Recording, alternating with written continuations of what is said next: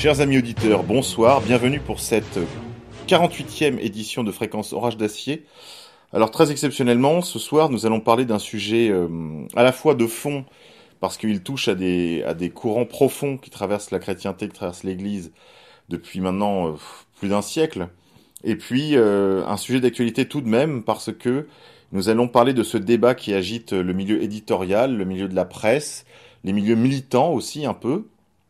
Ce débat qui a été déclenché par la publication du livre d'Erwan Lemoredec, connu sous le nom de Cause Toujours, son nom de blogueur, qui est un blog qu'il anime, je crois, depuis 2008, qui d'ailleurs est connu un peu sur l'ensemble de la blogosphère comme étant un représentant assez fidèle, je mets ça entre guillemets, de l'opinion catholique en France.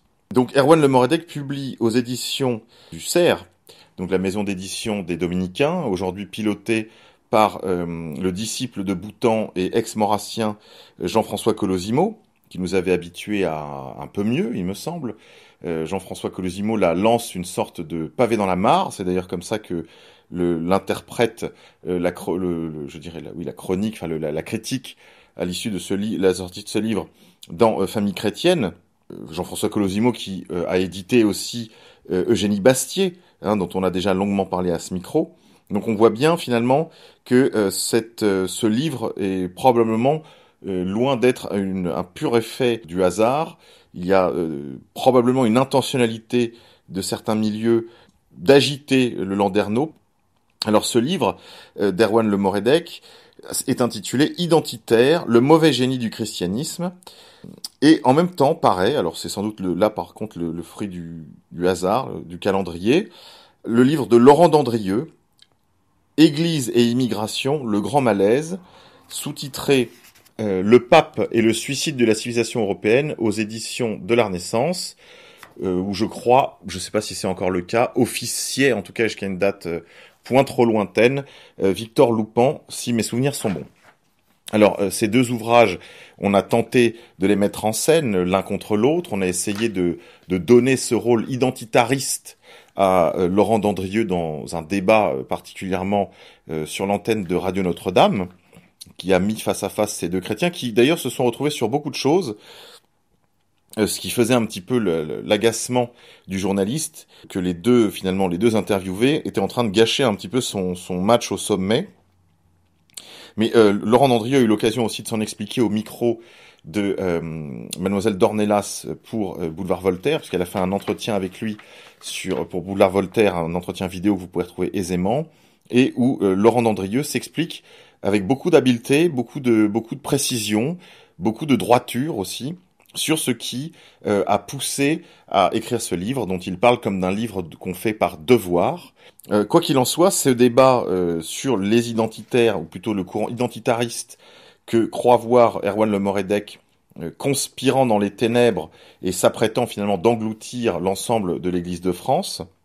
Donc ce scénario conspirationniste en fait est très brillamment démonté par Laurent Dandrieux dans cette interview qu'il donne à Charlotte Dornelas. Il y a eu d'autres pièces qui sont venues, je dirais, alimenter ce débat. Il y a eu un bref entretien de Jacques de Guilbon, lui aussi pour Boulevard Voltaire, qui finalement reste assez factuel et valide assez largement la thèse d'un courant identitaire qui se serait emparé d'une partie de l'opinion catholique, de l'électorat catholique, qui, dit-il d'ailleurs avec beaucoup de raison, se serait traduite avec un peu de retard par rapport à l'ensemble des Français quant à son intérêt nouveau pour le programme du Front National, en particulier en matière d'immigration et d'identité nationale.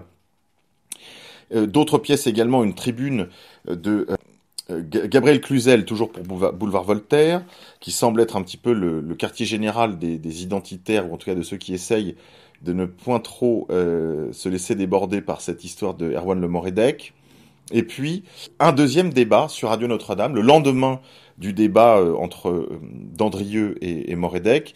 Nous allons retrouver les voix de Victor Loupan et de Patrice de Plinquette, qui vont, dans un échange, comme ils ont l'habitude de le faire toutes les semaines, sur des sujets d'actualité, souvent des sujets politiques, débattre de ces deux ouvrages, faisant suite à ce premier débat initial, puisqu'il datait, je crois, de la veille ou du jour même de la sortie des livres sur Radio Notre-Dame. Ils vont finalement approfondir, prolonger ce débat ensemble, et Victor Loupan, quant à lui, va racontait un épisode qui s'est produit la nuit de Noël, où il était en Provence avec son épouse, et ils ont assisté à la fin de la célébration, à la venue, sur l'invitation du prêtre, d'un petit groupe de musulmans reconnaissables à leur accoutrement, qu'il qualifie lui-même de salafistes, avec les petits chapeaux, les barbes, les voiles et les gandouras. Le chef présumé de ce petit groupe de musulmans invité chaleureusement par le prêtre à l'issue de la célébration de la nuit de Noël, s'est livré à une exégèse d'un passage d'une sourate du Coran parlant de la naissance de Jésus, Issa, du prophète Issa selon leurs propres mots, selon, encore une fois, les canons islamiques. Cet épisode a profondément bouleversé Victor Loupan et son épouse, au point que celle-ci, apparemment, ça lui a retiré le sommeil. Victor Loupan a eu le sentiment d'un certain naufrage, d'un grand chambardement, qui, dit-il, essayant d'argumenter contre Patrice de Plinquette, explique très probablement ce revirement de l'opinion catholique sur la question du Front National et plus largement sur son angoisse identitaire, sa panique morale, dirait Gaël Brustier, à ce sujet. Patrice de Plinquette, lui, va se livrer à un plaidoyer très favorable au travail d'Erwan Le Moredec, et il va, je dirais, même les éléments de police politique qui s'y trouvent, c'est-à-dire la dénonciation d'un micro-organisme de formation que j'ai l'honneur et l'amitié de connaître, que sont les jeunes gens d'Academia Christiana, va être prise à partie, nommément, avec une certaine honnêteté d'ailleurs, de Patrice de Plinquette, qui va donc citer Academia Christiana après avoir parlé de son programme des universités d'été où, dit-il, ils invitent des théoriciens de l'ethnisme, en tout cas ils les accusent à demi-mot, en gros de former la jeunesse catholique proche de la fraternité Saint-Pierre, et en disant que cela est très grave. Patrice de Plinquette, qu'on a connu moins regardant sur, je dirais, ses propres fréquentations politiques et spirituelles. Je rappelle quand même pour mémoire, malgré toute l'estime et l'amitié que je lui porte, que Patrice de Plinquette a passé presque une vingtaine d'années à la Nouvelle Droite, après avoir été à l'aile d'extrême droite de l'Action française, avec souvent des tendances paganisantes. On a évidemment le droit de se convertir de la même façon que lui a quitté les idoles pour épouser la foi du Christ, une foi sincère, une foi profonde. Je pense qu'il devrait laisser à chacun la possibilité de faire ce cheminement également. Alors, je suis entouré ce soir de deux de mes camarades, capitaine d'Anjou. Bonsoir. Et notre camarade Xavier Javel, que vous connaissez tous. Bonsoir. Et pardon pour cette longue introduction. Alors, peut-être le premier point que je voudrais aborder avec vous, messieurs, c'est un point théorique.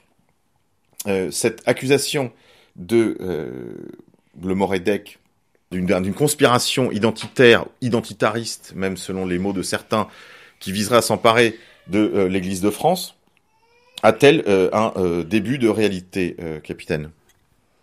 Écoutez, je voudrais dire tout d'abord que ce débat, donc catho-identitaire ou non, que nous voyons depuis quelques semaines, et je dirais peut-être 2 ans, revenir un peu sur le devant de la scène, est très intéressant, puisque quel que soit le parti qu'on veuille bien prendre, il montre bien que, au point de vue des idées, le combat se déroule de notre côté. Ce qui montre donc que, d'une certaine manière, nous avons raison, puisque le spectre politique des analyses que nous pouvons faire d'un point de vue sur la religion catholique se place de notre côté. À quoi voyez-vous que cela vous donne raison, capitaine ? Eh bien, je pense que le fait si cela inquiète et s'il y a des livres qui veulent dénoncer justement quelque chose qui serait donc le mauvais génie du christianisme, le fait d'être identitaire, ces livres, donc, notamment ce livre écrit par Cause Toujours, qui viendrait donc nous dénoncer, veut bien dire que nos idées deviennent de plus en plus nombreuses, se répandent et par là même peuvent devenir dangereuses puisqu'elles sont dénoncées. Oui, j'entends. Xavier ?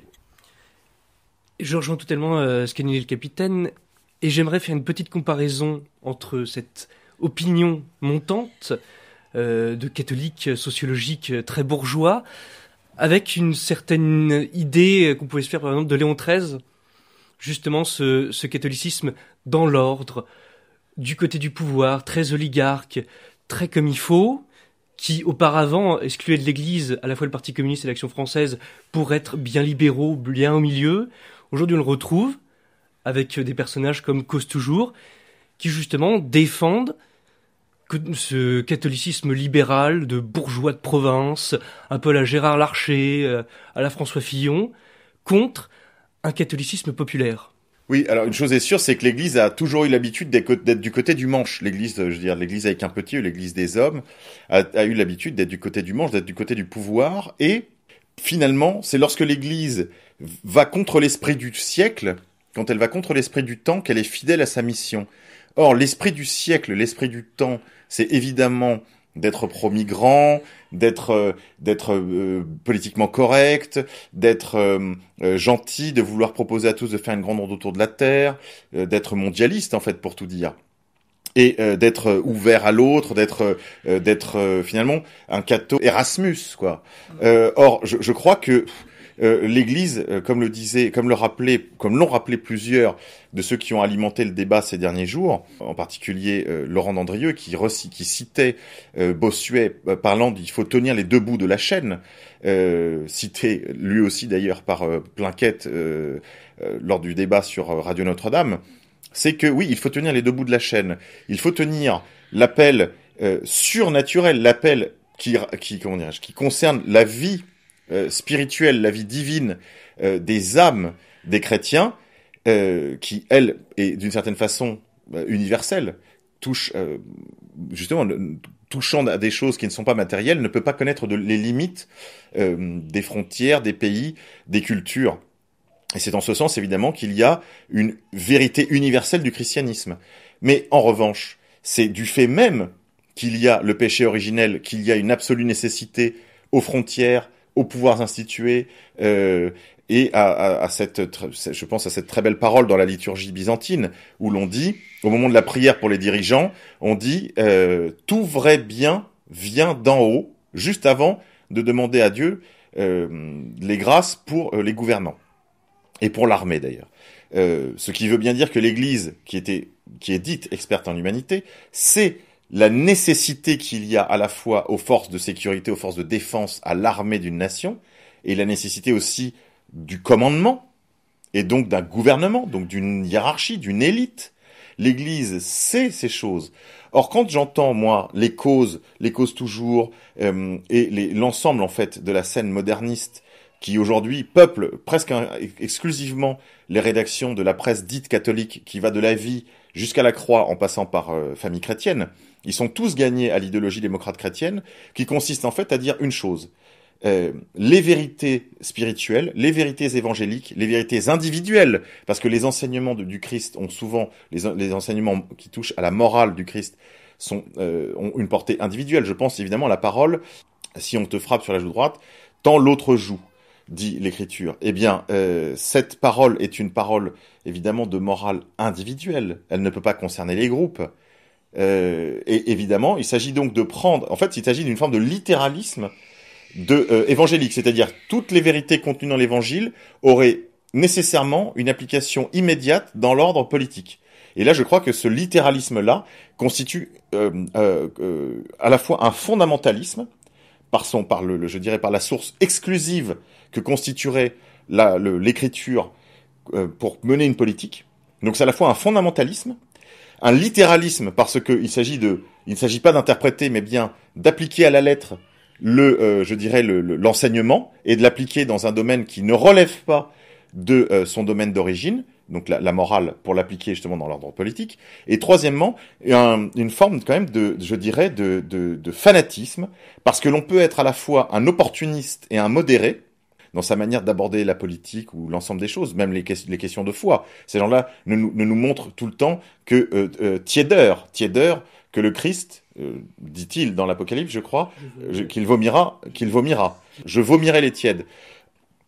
Or, si l'on regarde cet aspect des choses, à la fois donc un littéralisme, un fondamentalisme et un fanatisme. Cela explique l'attitude très exclusive qu'ils ont à l'égard des catholiques qui ne rentrent pas dans les cases qu'ils ont dessinées eux-mêmes, ce qui explique entre autres la position que nous détaillait Jacques de Guilbon dans l'entretien à Boulevard Voltaire, où il disait que finalement le problème, l'enjeu pour eux, c'est ces gentils catholiques du milieu, ces gentils catholiques sociologiques dont vous parliez Xavier, qui ont décidé finalement d'excommunier d'une certaine façon les catholiques qui ne leur conviennent pas. Ce qui est très logique, parce qu'en fait ils sont sectaires du fait même qu'ils ont une lecture fondamentaliste qui ne fait pas toute la place à l'intelligence, qui là aussi, je le rappelle, est un devoir que nous fait le Christ, qui nous demande d'aimer Dieu de tout notre cœur, mais aussi de toute notre intelligence. Capitaine d'Anjou, souvent, la position qu'ils avancent, ils la promeuvent pour des motifs charitables. Qu'est-ce qu'on peut dire de cette charité ? Alors effectivement, c'est un mot qui revient bien souvent dans leur bouche et dans leurs arguments. Tout le monde déjà connaît l'adage « charité bien ordonnée commence par soi-même ». Aujourd'hui, cette charité, typiquement sur l'exemple de l'accueil des migrants, on devrait accueillir les migrants parce que nous devons aimer notre prochain et l'accueillir. Notre prochain est d'abord celui qui est proche de nous, c'est-à-dire notre voisin, notre compatriote, et pas celui qui vient de l'autre hémisphère, pas celui qui vient de l'autre bout du monde. Donc ça, c'est un premier point. La seconde chose est que cette charité qui est sans cesse brandie, la charité doit se faire en vue du bien commun. Et le bien commun ne peut pas être atteint dans une société qui accueille trop de migrants et qui va vider le pays d'où ils partent. C'est-à-dire que le pays d'où ils partent, on le voit notamment en Syrie aujourd'hui, quand il faudra reconstruire le pays après la guerre, toutes les forces vives du pays ne seront plus là. Et le vrai bien commun, la vraie charité, ce serait plutôt d'aider ces gens-là chez eux, à s'enraciner, à construire leur pays, quand il est en guerre pour certains pays du Moyen-Orient dont on nous vante les réfugiés, mais certainement pas à les accueillir chez nous, où ce deviendraient de pauvres esclaves du libéralisme qui traîneront gare du Nord. Là aussi, la vertu principale de la politique, c'est la prudence. Il me semble que la Syrie n'a aucune frontière avec la France ou avec l'Allemagne. Donc ça veut bien dire qu'il a fallu des efforts considérables, parce que fuir un théâtre de guerre, c'est une chose, mais si on fuit le théâtre de guerre en Syrie, probablement le premier endroit en paix sera le Liban, la Jordanie, la France, l'Allemagne, la Suède. C'est quand même beaucoup plus loin. Donc on voit bien que là, il y a bien une imprudence de la part de ces chrétiens qui nous parlent de l'accueil des dits migrants, qui en fait sont des immigrés clandestins. Ils sont en violation de la loi, ils sont en violation de toutes les lois. Il y a un autre projet. Ces gens-là viennent sans leurs femmes. Je veux bien qu'on parle de réfugiés, mais dans ce cas-là, pourquoi sont-ils exclusivement des cohortes d'hommes en âge de combattre, en âge de reconstruire ?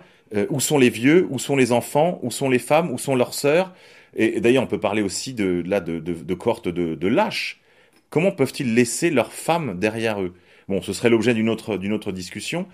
Mais quand même, je voulais faire cette remarque. La France n'a pas de frontière avec la Syrie.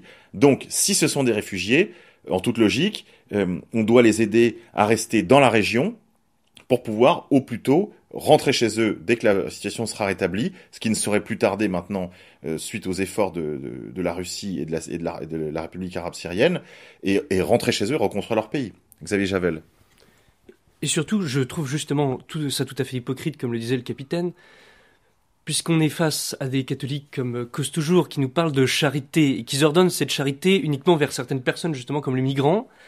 Mais moi, j'aimerais leur poser la question, par exemple, des prêtres ouvriers qui ont commencé, disons, le travail de la charité chrétienne bien avant eux et qui se sont fait jeter de l'église.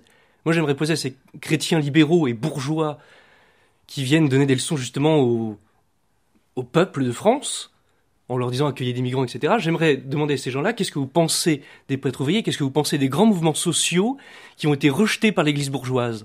En tant que libéraux, vous continuez à être libéraux et vous défendez le patronat contre les classes sociales, que ça soit notamment en faisant venir des migrants pour faire baisser les salaires, etc. Ou alors, est-ce que vous êtes vraiment dans une vraie lutte sociale ? Et dans ces cas-là, vous prenez de vraies positions sociales et de vraies positions, j'ai envie de dire, presque de catho de gauche.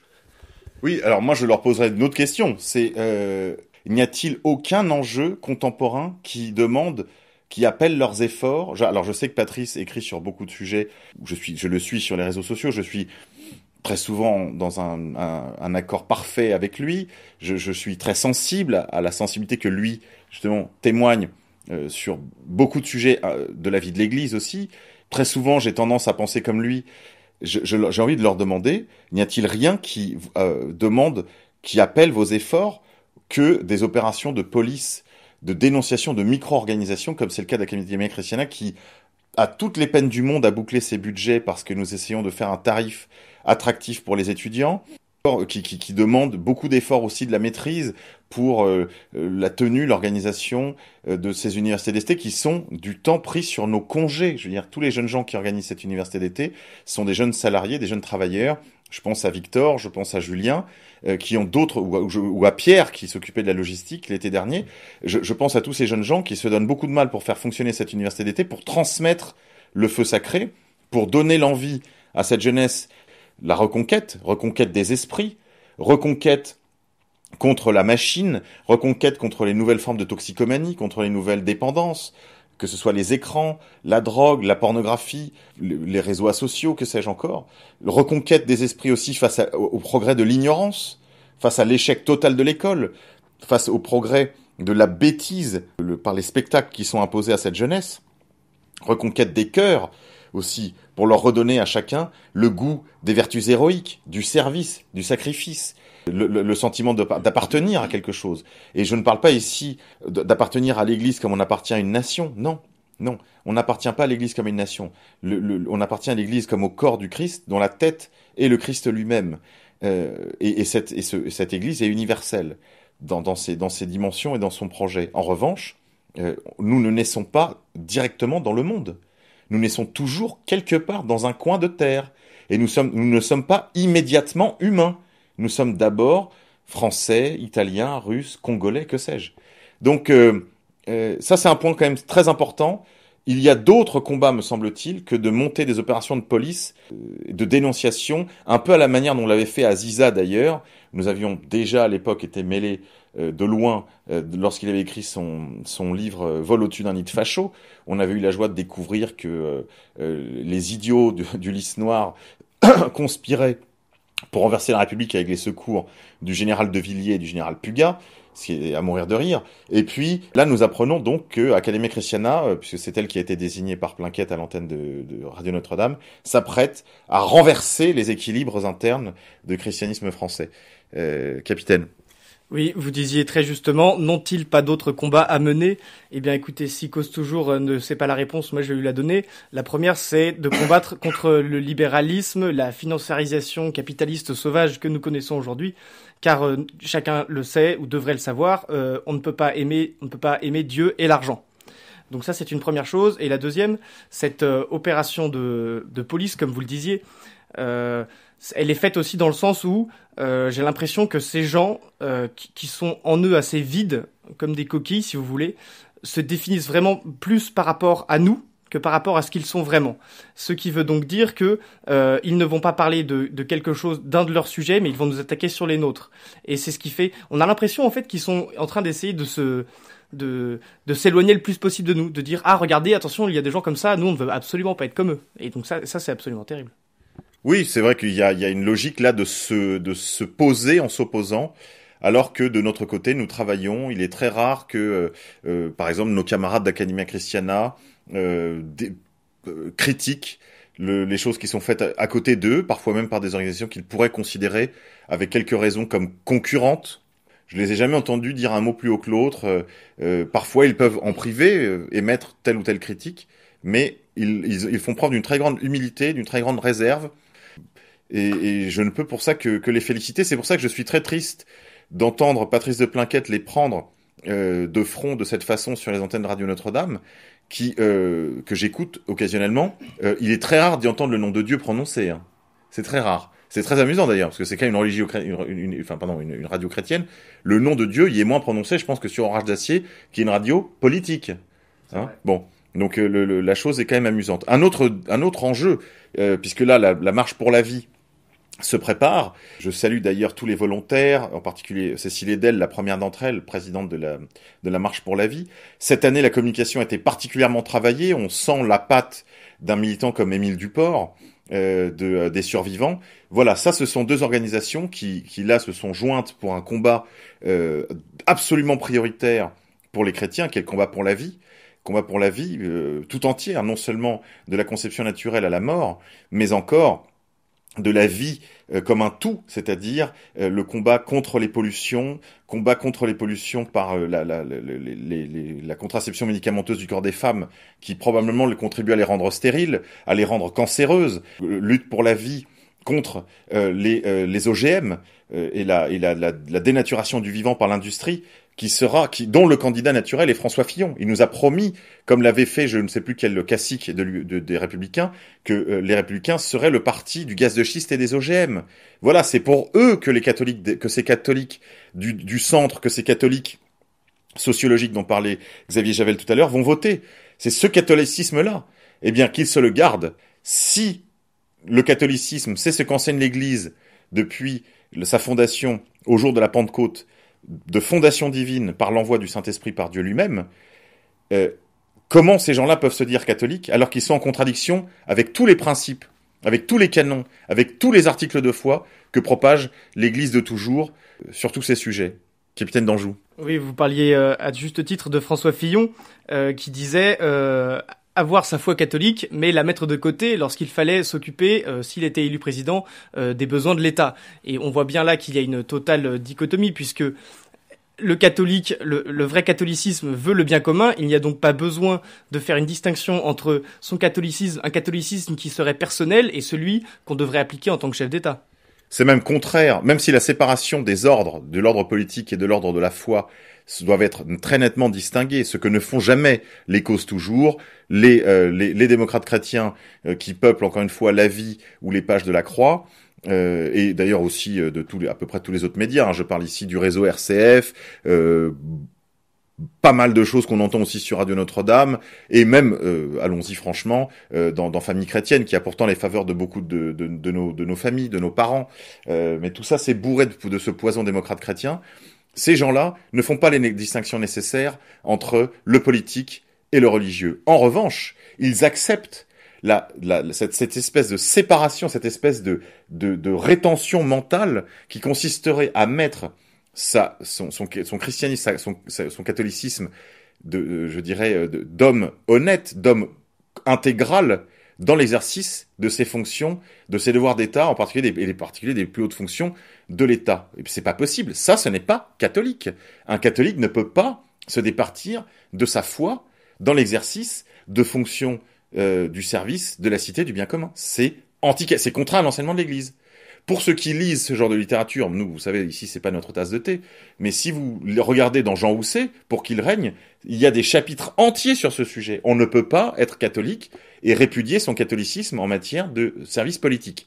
En revanche, oui à la distinction des catégories, de ce qui relève du politique et de ce qui relève du religieux. Pas de mélange théologico-politique, pas de cléricalisme, et donc pas cette espèce de fondamentalisme néolibéral chrétien que nous servent les causes toujours. On en a parlé tout à l'heure. Voilà, je crois qu'on a fait le tour. Avant d'écouter les principaux intéressés, Victor Aubert et Julien Langella, on va faire une pause musicale, mais avant, le Hall of Shame. Shame. Shame. Shame. Shame. Shame. Alors cette semaine, je voudrais remercier Killer Couscous qui nous a commandé un t-shirt pour 24 € de dons sur Tipeee. Donc il nous dit également comme message: meilleurs vœux à Monsieur K, que j'écoute avec attention depuis quelques années maintenant, avec tous mes encouragements. Donc merci Killer Couscous. Je vous rappelle que vous pouvez faire des dons sur le Tipeee, sur donc tipeee.com/fréquence orage au pluriel d'acier. Vous pouvez donc nous retrouver très aisément sur cette plateforme de dons pour encourager nos travaux et nous aider à nous équiper d'un meilleur matériel, en particulier pour réaliser le documentaire que nous allons réaliser cette année en couleur sur un sujet dont je vous parlerai un peu plus loin dans le cours de l'année. Voilà, je rappelle à tous ceux qui ont commandé des t-shirts que j'attends encore quelques commandes, mais plus tellement, peut-être une ou deux encore, avant de lancer la production et de vous envoyer vos t-shirts. N'oubliez pas aussi de me préciser les coloris et les tailles. Donc Killer Couscous, envoie-moi un message si tu m'écoutes pour me préciser tout ça. Les autres l'ont déjà fait par message privé. Voilà. Merci à vous. On se retrouve après la pause musicale.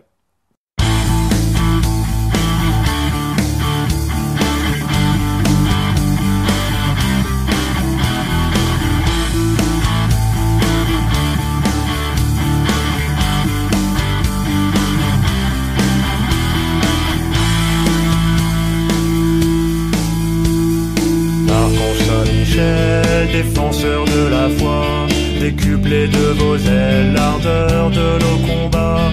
Daignez y affaiblir tous ceux qui nous contestent, ô vous princes des anges, la milice céleste. Saint-Michel l'archange, défendez-nous dans les combats.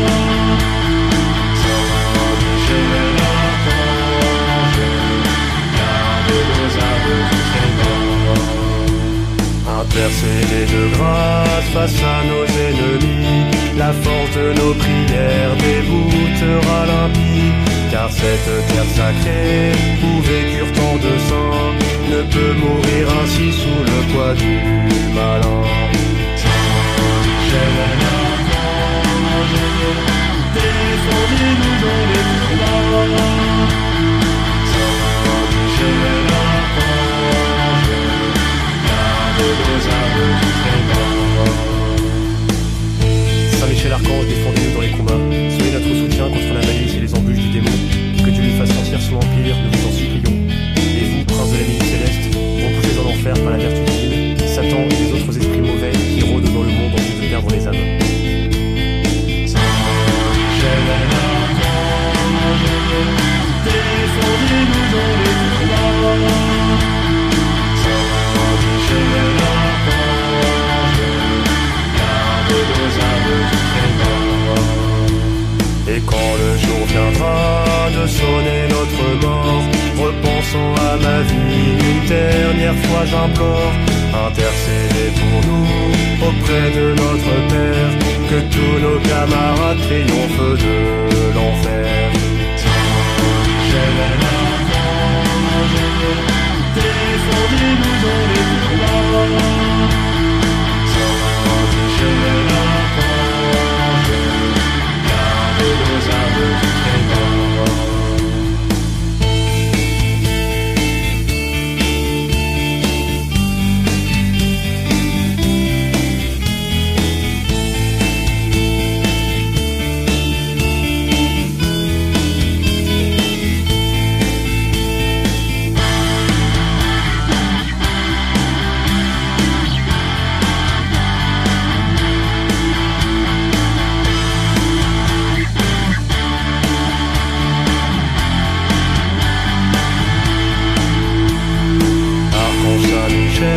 Défenseur de la foi, décuplez de vos ailes l'ardeur de nos combats. Daignez y affaiblir tous ceux qui nous contestent, ô vous princes des anges, la milice céleste. Saint-Michel l'archange, défendez-nous dans les combats. Saint-Michel l'archange, gardez nos âmes tous les morts. Chers amis auditeurs, on se retrouve après cette pause musicale et on se réunit avec Julien Langella, Victor Aubert de Academia Christiana pour reprendre cette émission de débat, de réponse au débat assez oiseux, disons-le, qui a été lancé par la sortie de 2 livres, sortie concomitante, hasard du calendrier, je le disais en première partie d'émission. Premier livre, celui de Laurent Dandrieux aux Presses de la Renaissance sur immigration et Église, le grand malaise, les discours des papes qui ont donc trait à la question migratoire. Laurent Dandrieux qui est rédacteur en chef des pages culture du magazine Valeurs Actuelles et qui est habituellement plutôt connu pour ses travaux sur le cinéma, mais qui est connu aussi comme un intellectuel catholique. Et c'est en tant que catholique qu'il a écrit ce livre d'alerte, un livre de devoir, comme il le dit, pour débattre, discuter, aller au fond de cette affaire de la question de l'immigration dans le discours des papes. Il a choisi de prendre le taureau par les cornes, sans faux semblant, et sans point de vue non plus surplombant de cette question de l'immigration, mais au contraire, il a essayé d'en parler de l'intérieur, en fils obéissant mais lucide. Avec sa solide philosophie, il a tenté, qui s'enracine à la fois dans Aristote et dans saint Thomas, il a évité le piège de la pensée binaire, du sentimentalisme aussi. Il a évité aussi de tomber dans l'écueil qui, d'une certaine façon, réunit aussi bien les modernistes que les intégroïdes, qui font tout remonter au seul Vatican II, puisqu'il a essayé justement d'approfondir sa réflexion jusqu'au temps de Pie XII, au lendemain, pendant la guerre et au lendemain de la guerre. Il a isolé une dérive, le mauvais génie du christianisme, pour dépouiller Le Moredec et plagier Renan, qui est la confusion mentale de la démocratie chrétienne qui s'est emparée de presque tout l'hémisphère nord du catholicisme. La disparition sociologique de ce christianisme progressiste entraîne une crise de ce christianisme, on pourrait dire, du lendemain de la guerre. Crise devant le réel de ce christianisme aussi. Crise devant le réel parce que le réel, lui, est identitaire. Les derniers événements n'ont fait que le prouver suffisamment. Et conformément à cette enquête, Dandrieux en conclut que opposer le sentimentalisme, le littéralisme, l'imprudence à l'inquiétude des fidèles ou des Européens de culture chrétienne, mais qui se sont largement détournés de l'Église et qui aujourd'hui la regardent avec suspicion, ne suffira pas à résoudre cette crise. Alors, avec Julien et avec Victor, ce soir, on voudrait revenir justement sur le deuxième protagoniste de ce débat, Monsieur Le Moredec. Erwan Le Moredec, connu sous le nom de Cause Toujours, le blog célèbre, disons, du catholicisme mainstream français, et qui est l'auteur, comme je l'ai dit en première partie de l'émission, d'un livre identitaire, Le mauvais génie du christianisme, aux éditions du Cerf. Ces éditions sont sous la direction de Jean-François Colosimo. Julien, Victor, bonsoir. Bonsoir. Bonsoir. Première question pour vous, Julien, parce que vous avez été pris à partie par Patrice de Plainquette lors du débat de la semaine sur l'antenne de Radio Notre-Dame. Il a plutôt adopté le point de vue de Le Moredec, qu'il a défendu avec beaucoup de fougue contre les réserves que lui opposait Victor Loupan. Vous avez eu l'occasion d'écouter ce débat où vous étiez vous-même pris à partie. Qu'est-ce que vous répondez à Monsieur Patrice de Plainquette lorsqu'il vous accuse, je cite, d'avoir invité des théoriciens de l'ethnicisme d'extrême droite? Alors, j'aimerais savoir exactement de quoi et de qui parle Monsieur de Plainquette. Qu'est-ce que l'ethnicisme d'extrême droite? On est un peu dans la pensée magique et dans le terrorisme intellectuel. On utilise des mots qui font peur sans jamais ne les définir. Un peu de la même manière qu'on va faire des sous-entendus sur un prêtre pédophile. Peu importe que l'information soit véridique ou non, on sait que la personne visée par cette accusation est tachée et qu'elle n'arrivera pas à se défaire de cette tâche. Et donc, c'est cette attitude de Patrice de Plainquette qui est très regrettable, parce que pour avoir un débat, il faut définir les mots, il faut être en vérité. Ça, c'est à mon avis l'attitude d'un vrai catholique dans le champ social. Je ne vois pas donc de quel théoricien il parle. Nous, on invite des gens qui ne sont pas forcément catholiques, parce qu'on a un cycle de conférences d'actualité qui ne sont pas les conférences de formation qui se tiennent en journée, mais qui sont des conférences ouvertes à des non-catholiques sur des sujets qui nous intéressent, qui touchent toutes sortes de sujets, et parce que nous pensons que c'est le bien commun qui prévaut, et donc on n'a pas besoin de présenter un certificat de baptême si on est compétent dans un sujet pour intervenir à Academia Christiana. Oui, vous avez en plus des formations dispensées, je dirais à la fois par des laïcs ou des clercs sur des sujets relevant directement de votre raison sociale, c'est-à-dire la formation d'une jeunesse catholique de tradition, mais pas seulement.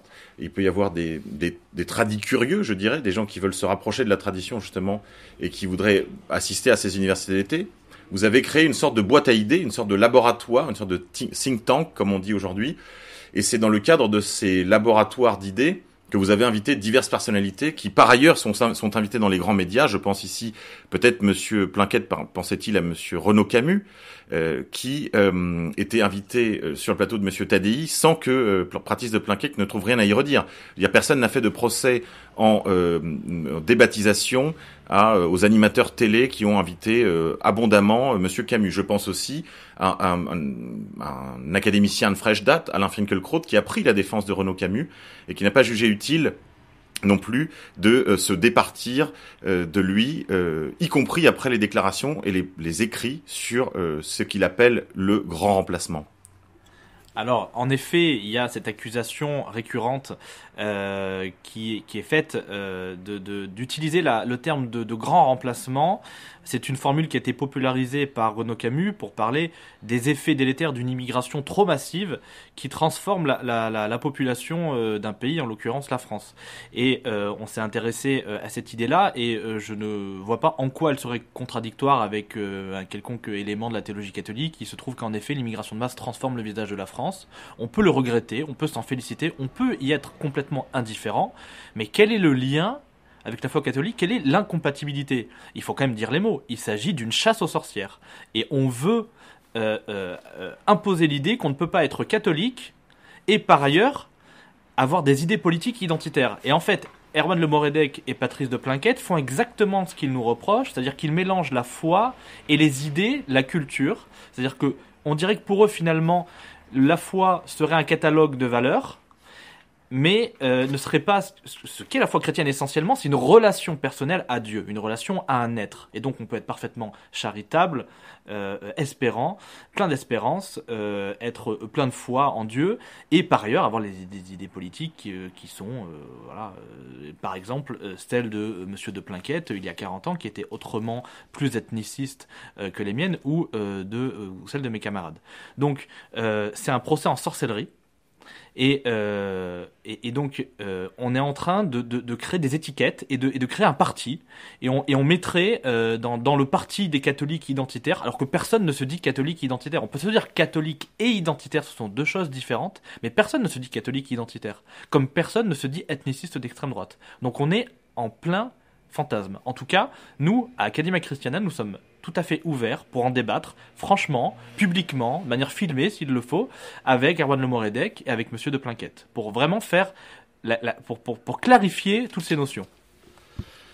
Je vous remercie de votre franchise, Julien. Vous avez été également pris à partie par Patrice de Plinquette pour avoir été à la fois membre fondateur, cofondateur de Génération Identitaire et vice-président d'Academia Christiana, organisatrice des universités d'été ces dernières années.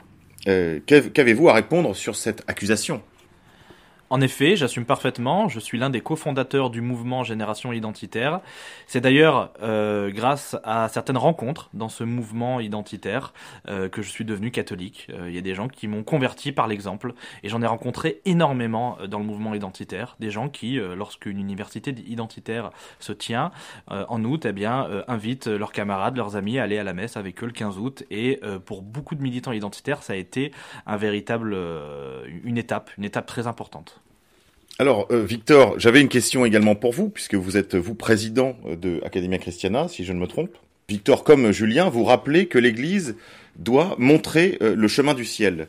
Ne croyez-vous pas que trop de prêtres, trop d'évêques et trop de grenouilles de bénitiers font de la politique croyant s'occuper de religion ?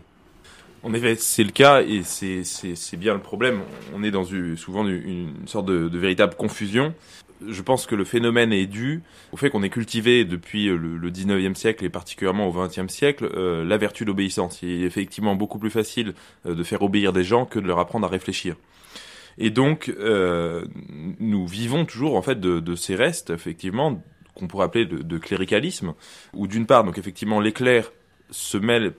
Et bon, c'est pas interdit de le faire, mais je veux dire, ce n'est pas leur domaine. Ils n'ont pas une autorité de soi sur les questions politiques, mais il peut leur arriver de se mêler de politique. Et souvent, les catholiques voient dans le prêtre, finalement, la personne qui va justifier, qui va donner un tampon, tout ce qu'ils peuvent faire. Donc, alors, c'est valable parfois dans le domaine moral. Enfin, des gens vont aller voir un prêtre pour leur demander toutes sortes de questions sur ça peut aller jusque même à ce qui peut se passer dans leur lit. Cela, ça a quelque chose d'une certaine manière d'assez aberrant, parce qu'en fait, en vrai, l'Église est censée donner des principes, et à partir de ces principes-là, avec un peu d'honnêteté intellectuelle et de recherche sincère et honnête du bien et de la vérité, eh bien, on arrive tout à fait à gouverner sa vie. Oui. À gouverner sa vie. Le problème, c'est qu'il y a aujourd'hui, d'une part, une certaine forme donc de cléricalisme qui se manifeste par une ultra-obéissance au clergé. Et d'ailleurs, on remarque ça beaucoup dans le propos de Patrice de Plinquette qui, lors de ce débat, s'indignait de la distance, par exemple, que pouvait prendre Laurent Dandrieux à l'égard de telle ou telle déclaration du magistère, sans se rendre compte que c'était des matières politiques. Oui, je me permets de corriger juste une expression dans ce que vous venez de dire. C'est pas d'ailleurs des expressions du magistère. C'est des expressions du pape, il faut bien différencier. Tout ce que dit le pape n'est pas du magistère. Le magistère, c'est un cadre particulier, c'est un cadre d'expression solennelle sur deux objets, la foi et les mœurs. Mais lorsque le pape va parler de la guerre en Syrie, lorsqu'il va parler du problème des réfugiés, etc., ce n'est pas le magistère, c'est l'opinion finalement d'un homme qui, de fait, est pape, mais ce n'est pas en tant que pape qu'il parle, c'est en tant qu'homme qu'il parle. Voilà. Lorsqu'il s'exprime en tant que pape, c'est uniquement, enfin, lorsque, du coup, là, il prend sa parole, prend le caractère magistériel, d'autorité, c'est lorsqu'il nous parle de Jésus-Christ, de Dieu, des mystères de la foi ou de la morale. Voilà. En dehors de cela, effectivement, son opinion peut avoir d'autorité comme un homme sage a une autorité, tout à fait, et il faut l'écouter avec bienveillance et attention, mais elle n'est pas de soi, elle n'a pas une autorité absolue comme l'autorité du magistère là. Elle n'a pas un caractère de vérité ou d'infaillibilité acquis, Voilà. je dirais. Exactement. Et donc, je dirais, ici, faut donc, je préconise effectivement d'arrêter de se référer tout le temps au clergé, et même nous, parce que finalement, parfois, nous avons tendance, effectivement, à chercher nous-mêmes des réponses. Le cardinal Sarah, par exemple, parle d'immigration, parle d'une immigration qui est un désastre pour l'âme de l'Occident, qui se fait petit à petit dénaturer par d'autres civilisations, etc. Mais on est d'accord avec le cardinal Sarah, donc on est content de dire, bah voilà, il y a un cardinal qui pense comme nous, donc, mais non, en fait, en réalité, c'est une opinion parmi d'autres. De fait, on est d'accord avec lui, bien sûr, mais finalement, elle ne fait pas plus autorité, parce que, en cherchant bien, on va trouver autant, voire plus d'évêques qui ont dit exactement le contraire. Donc ici, l'Église n'est pas dans son travail d'enseignement, elle est dans un travail complémentaire, d'expression, mais davantage comme un conseil qui n'a qu'une valeur de conseil, qui n'a pas une valeur d'autorité, de vérité absolue dans son enseignement.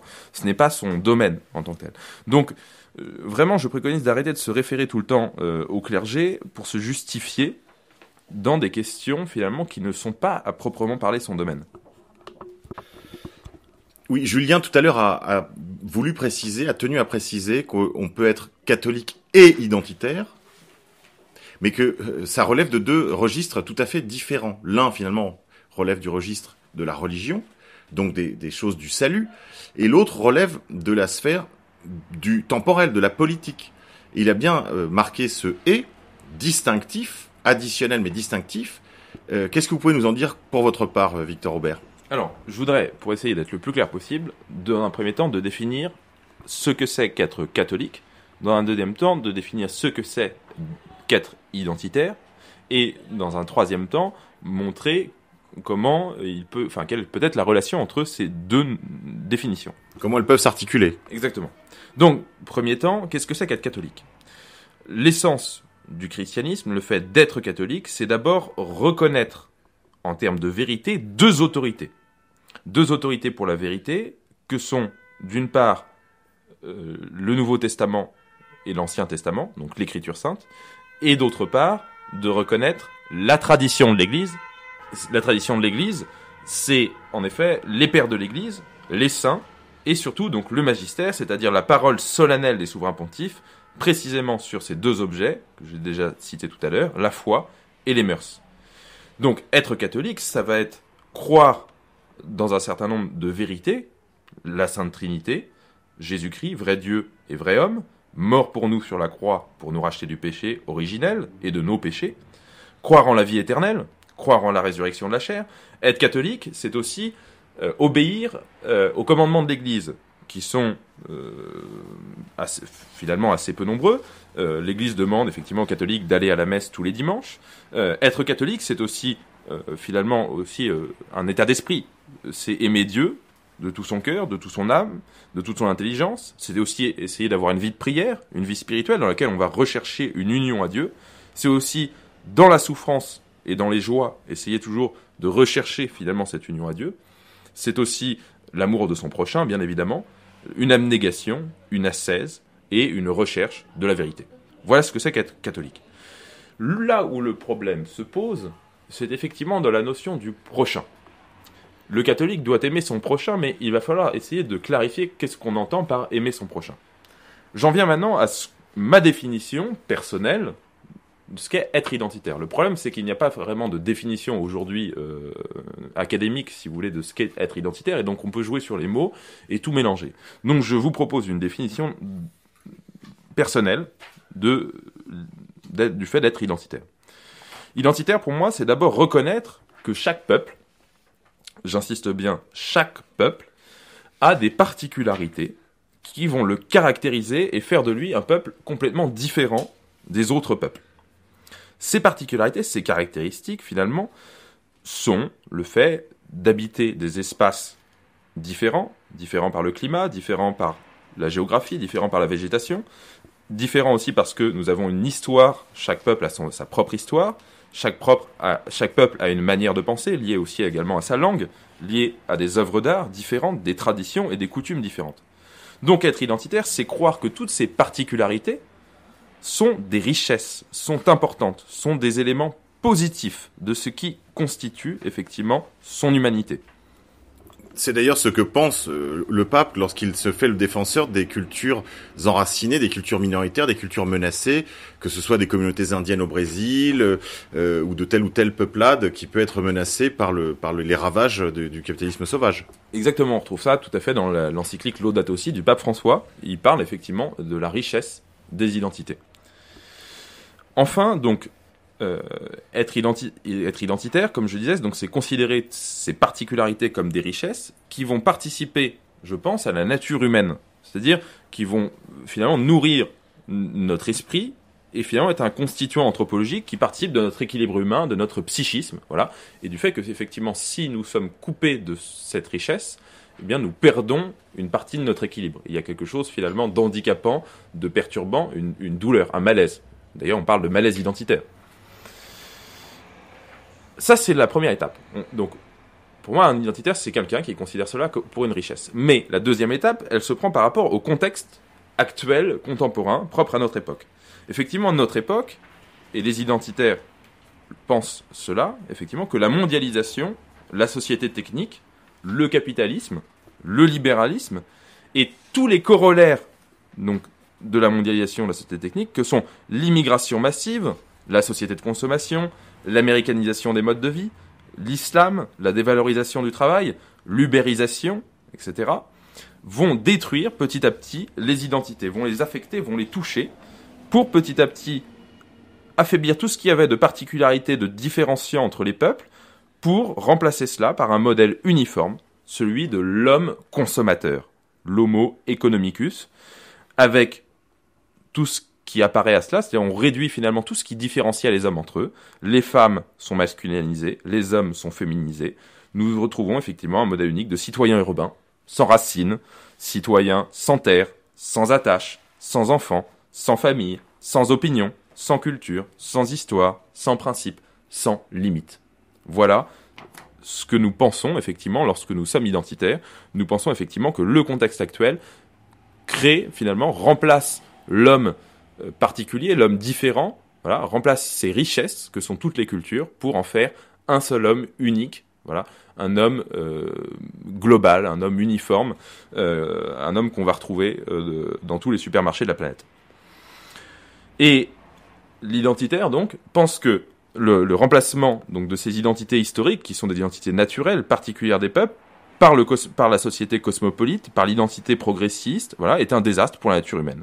Et donc, il va essayer de s'opposer à tout ce qui va générer ce désastre. Et donc, effectivement, et c'est là où on en vient à des points concrets et qui posent problème, qui sont les sujets, l'achoppement, la polémique, il va s'opposer, effectivement, à tous les corollaires de la mondialisation. L'immigration massive, il va s'opposer aux modes de consommation qui nous déracinent. Je pense par exemple au phénomène d'Amazon. Il va s'opposer, il va critiquer la vie en métropole, il va critiquer l'idéologie du genre, le transhumanisme, l'hypertechnicisation de la vie, etc. Donc, il va préférer aussi, entre autres, dans ce contexte-là, en raison effectivement de ce phénomène-là, en raison de notre contexte historique, il va préférer son prochain proche à l'homme abstrait avec un grand H qui n'existe pas. Voilà. Et c'est cela, d'une certaine manière, ce que ne comprennent pas, ce que reprochent, en fait, ceux qui disent qu'on ne peut pas être catholique et identitaire. Et donc, j'en viens maintenant à ma troisième partie, l'articulation, si vous voulez, de ces deux notions, puisqu'on a dit maintenant ce que c'était qu'être identitaire, ce que c'était qu'être catholique.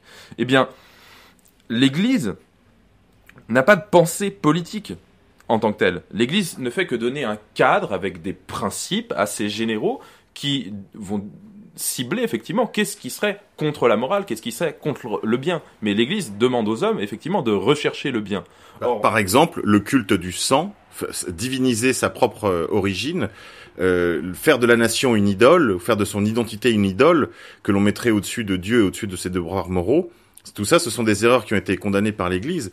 Ce que Plainquette a d'ailleurs décrié comme étant du philétisme à l'antenne il accuse les catholiques qui sont également des militants de l'identité d'être des philétistes, c'est-à-dire de considérer qu'ils sont les seuls vrais chrétiens. Ça, j'aimerais que vous me disiez un mot là-dessus avant de terminer votre propos. Est-ce que nous n'avons jamais dit que nous étions les seuls vrais chrétiens? Nous ne pensons pas que les Français ou les Européens sont les seuls vrais chrétiens ou que le christianisme serait la religion de l'Europe. Nous croyons que le christianisme est la religion de l'Europe, mais que c'est la terre tout entière qui est vouée au christianisme. Victor Aubert. Exactement. Ce qui est fondamental dans cette articulation, c'est que, d'une part, l'identité n'est pas en soi quelque chose d'essentiel et d'absolu dans le sens où c'est quelque chose qui arrive à l'homme, c'est quelque chose d'accidentel. Le fait que ce soit accidentel ne fait pas non plus que c'est quelque chose qui soit sans importance. C'est un élément important, mais effectivement, dont nous ne faisons pas en soi une essence. Il n'y a pas d'essentialisation de cette identité. Bien évidemment, l'identité est quelque chose, un concept, si vous voulez, aussi en mouvement. Elle n'est pas absolument figée. Une identité, effectivement, elle s'enrichit dans l'histoire.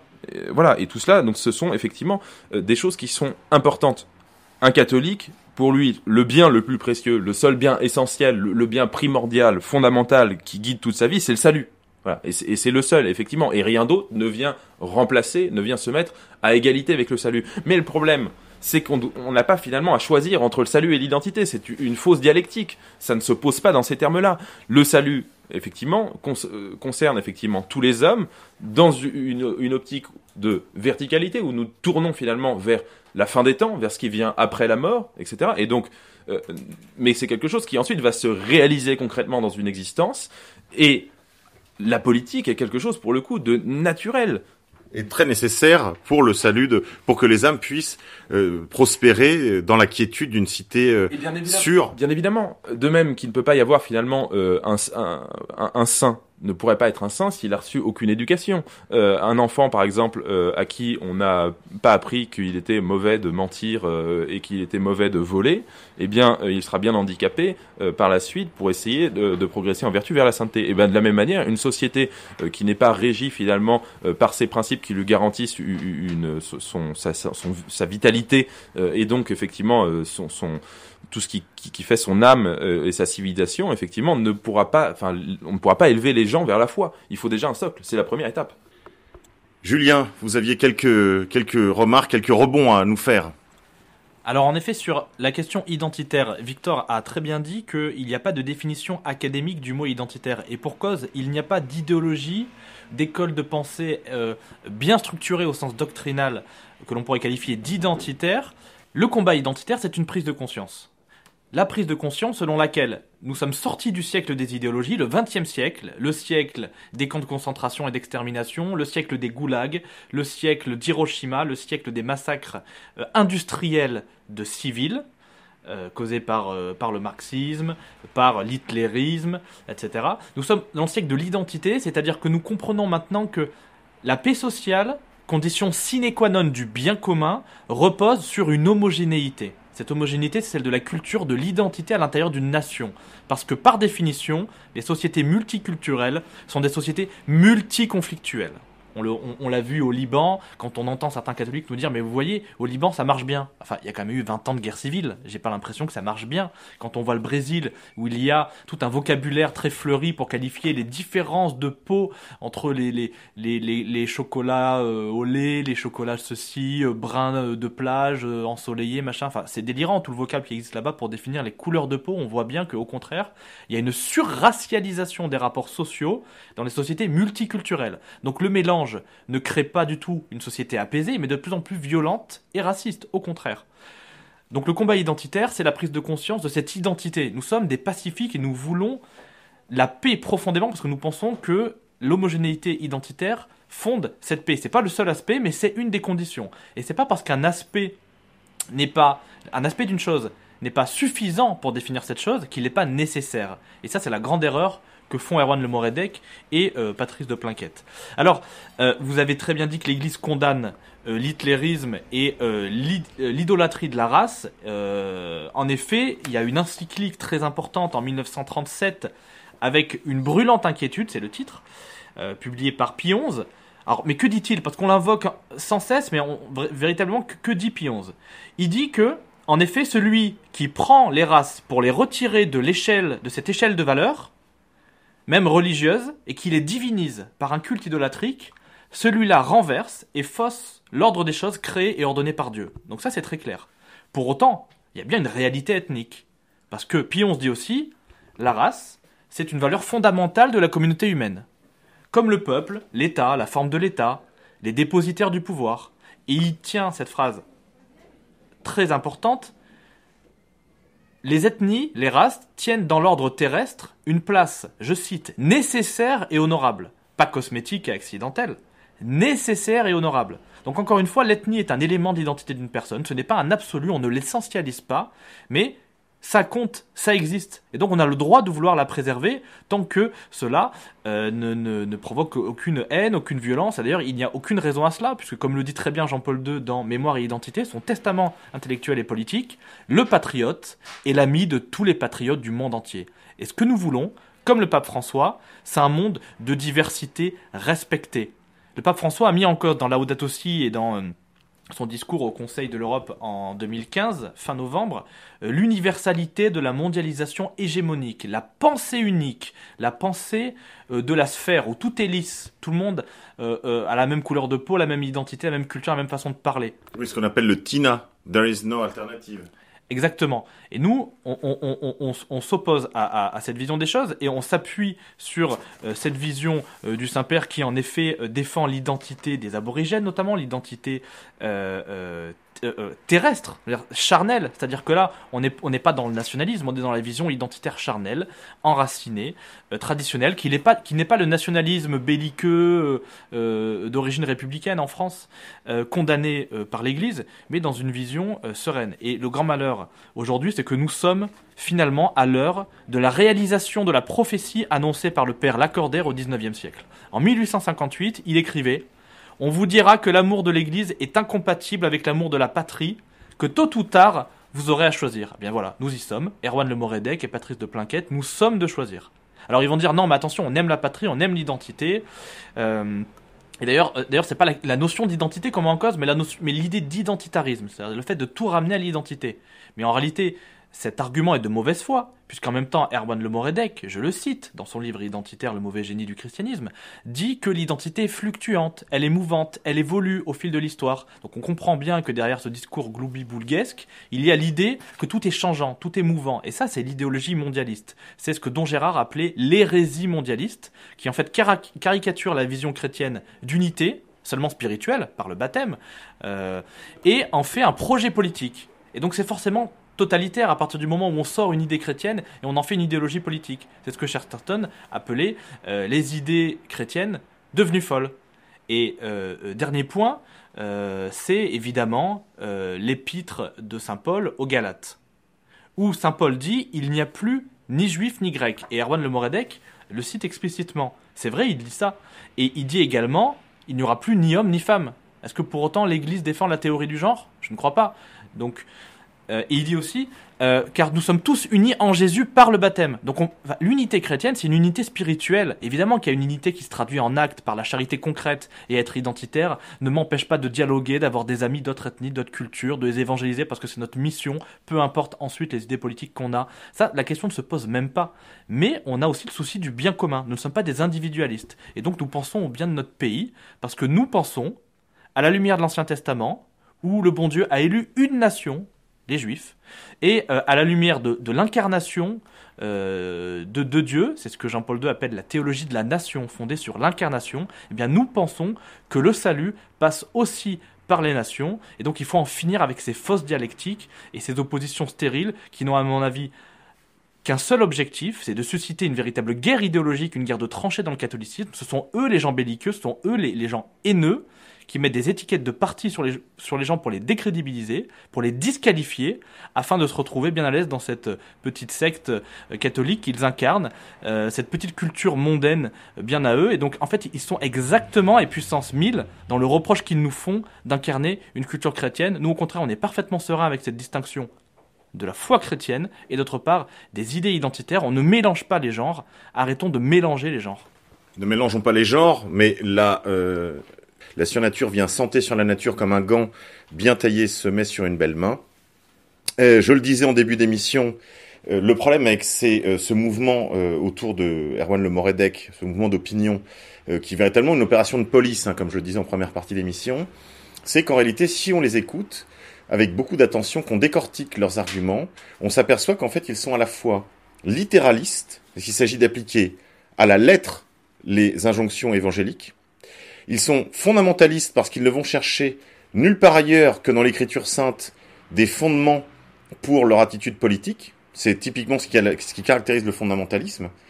Ils ne vont pas chercher, par exemple, dans la droite philosophie, dans la saine philosophie, dans l'expérience des siècles, dans l'histoire, ce que d'autres chrétiens avant eux ont pu accomplir pour essayer de remplir à la fois leur devoir d'État et leur devoir religieux.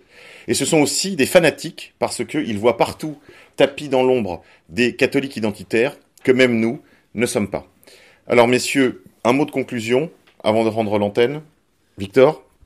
Alors, ce que je voudrais dire, c'est déjà qu'il faut essayer d'éviter de penser dans le cadre que l'on nous impose. Moi, je vous déconseille de lire ce livre, je l'ai lu. Honnêtement, ce n'est pas un grand livre, c'est surtout un livre de sociologie. On attaque beaucoup les choses sur la question de la porosité entre les différents individus, etc. Il n'y a pas d'idée de fond, il n'y a pas d'idée maîtresse, d'idée lumière. Et du coup, je pense qu'il faut éviter de perdre trop de temps à essayer de répondre à nos adversaires. Je pense qu'il faut continuer de construire, en restant sur nos positions, de bâtir à partir de là. Effectivement, ce livre attaque finalement en fait des gens qui sont depuis des années en train de construire de nombreuses choses. Et voilà, il faut pas s'arrêter à ces petites attaques. Il faut persévérer et continuer. On avance vers cette reconquête. Faut pas oublier que nous avançons et eux sont en très grave crise, puisqu'en fait ce sont des pasteurs sans troupeau. Alors Julien, un mot de conclusion ? Je pense, comme mon ami Victor, que ce livre et l'agitation un peu stérile qui l'entoure, finalement, c'est le chant du cygne d'une certaine idéologie d'apparence chrétienne, mais qui fondamentalement est mondialiste. Et se part de toutes sortes de vertus, de l'espérance, de l'amour du prochain, mais qui n'est qu'un mépris pour les siens, et qui n'est qu'idéologie, déconnexion du réel. Alors oui, on avance, on construit, voilà notre objectif prioritaire, et rien, absolument rien ne pourra empêcher la jonction de deux sentiments naturels dans le cœur de l'homme, l'amour de sa patrie et l'amour du Christ. Et aujourd'hui, ce mouvement-là, il est irrépressible. Et nos adversaires, malheureusement, pour eux, s'en rendent bien compte, rien ne peut empêcher cette jonction naturelle, finalement, ce retour au réel, ce retour à la nature des choses, parce que l'amour ne se divise pas. L'amour de la patrie, l'amour de notre peuple, ce peuple au sein duquel le bon Dieu nous a fait naître, cette terre sur laquelle le bon Dieu nous a fait naître, tout cela est complémentaire, tout cela est logique, et donc rien ne peut les opposer, rien ne peut diviser l'amour et la vérité. Merci Julien. Pour ma part, je vous encourage à lire le livre de Laurent Dandrieux, sans le faire entrer de force d'ailleurs dans ce débat. Laurent avait un autre agenda, de travail de fond. Donc je vous invite à lire son livre. Je vous invite aussi à visiter le site internet d'Academia Christiana, de vous abonner à sa page Facebook et de commencer dès à présent à faire des dons pour permettre l'abaissement du tarif étudiant pour l'université d'été qui se tiendra comme prévu. Je vous encourage aussi à s'inscrire dès à présent pour l'université d'été. Voilà, vous trouverez tout ça sur le site internet et sur la page Facebook. Parlez-en autour de vous, parlez-en aux petits timides, aux jeunes filles un peu réservées qui pourraient se dire non, c'est pas pour moi, c'est pour des types qui ont déjà longuement crapahuté dans les bois avec des scouts et tout. Non, c'est pour tout le monde, c'est pour vous, c'est pour toi. Donc, inscris-toi. Messieurs, je vous remercie et je vous dis à la semaine prochaine. Leader of